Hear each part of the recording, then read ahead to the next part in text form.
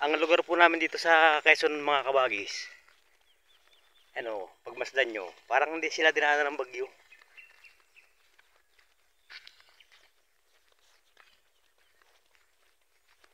Tapos yung lupa, oh, tuyong-tuyo.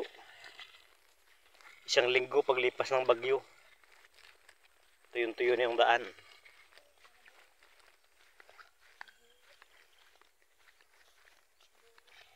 Yung pong mga bunga ng mangga, hindi nahulog, oh. Parang hindi sila dinaanan ng bagyo.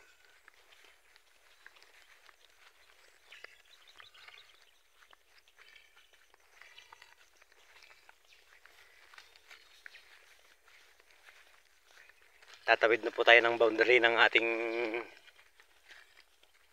lupa dito sa Quezon. Yan po kasing bakod yan, boundary yan. Pasok tayo sa ating teritoryo.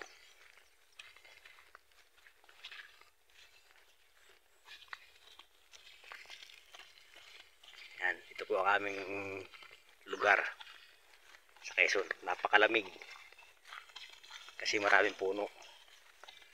Tingnan nyo po mga kabagis, ipakikita ko sa inyo yung puno ng mangga na kung ang bagyo dito sa Quezon ay malakas, sigurado walang matitirang bunga.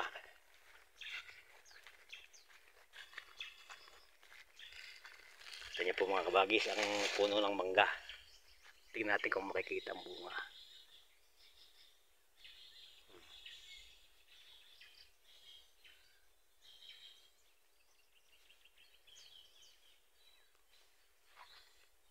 Para pong hindi binagyo. Pwede na pong harvestin yung mangga kaso wala pa yung mag-harvest kasi marami silang pinabunga,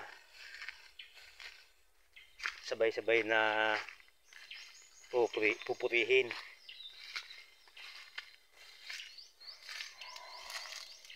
Yan mga kabagis, so hinog na. Kuhanin na po natin at hinog na siya. Kakainin lang to ng uwak.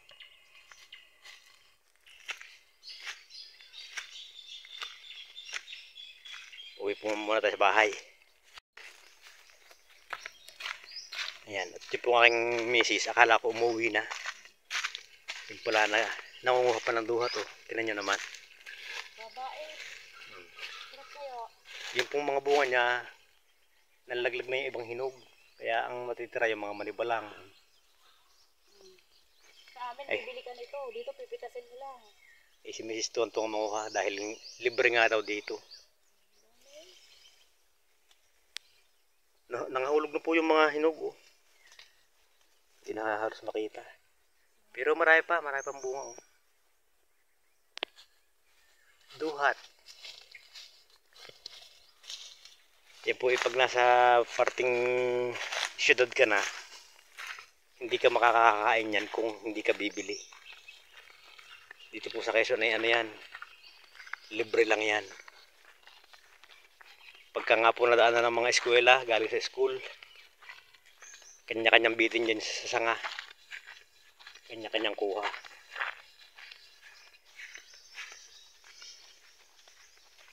Yan, malapit na po tayo sa bahay. Ngayon po yung araw ng linggo. Galing kami sa pagsamba at kailangan nating humingi ng tawad sa ating mga nagawang kasalanan. Yan.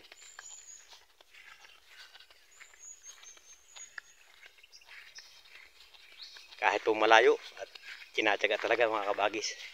Ito po yung nilakad namin. Nasa 4 kilometers. Umalis kami dito kanina, madaling araw pa. Lapit na po kami sa bahay, pero tingnan nyo naman ang dinadaanan namin bago kami makarating sa bahay, oh. Puno ng pili, puno ng mangga,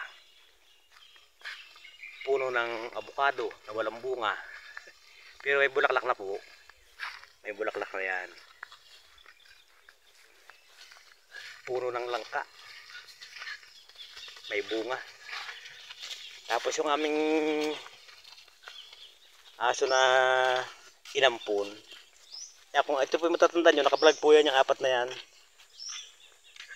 Apat na tuta na pinulot ko sa daan.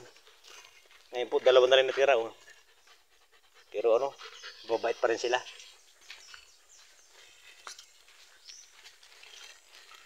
Ayan, ito na po ang aming bahay. Daan pa rin mangga. May kalabasa po.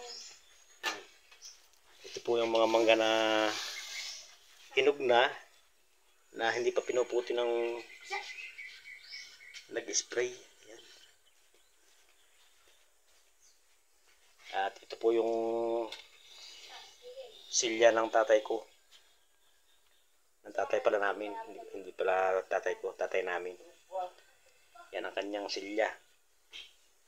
Na iniwanan niya na. Ang amin pong tatay at nanay sa kasalukuyan ay ano, picture na lang sila. Nanay ko, ay nanay namin pala. Tapos yung tatay namin. Masipag naming tatay. Yan po yung pinalaki kami ng hindi kumakain ng walang ulam. Pinalaki kami na mababait. Yan pong lupa na yan, oh. Sila po nagpundar niyan. Yung lupa na yan at inaalagaan naman namin ngayon.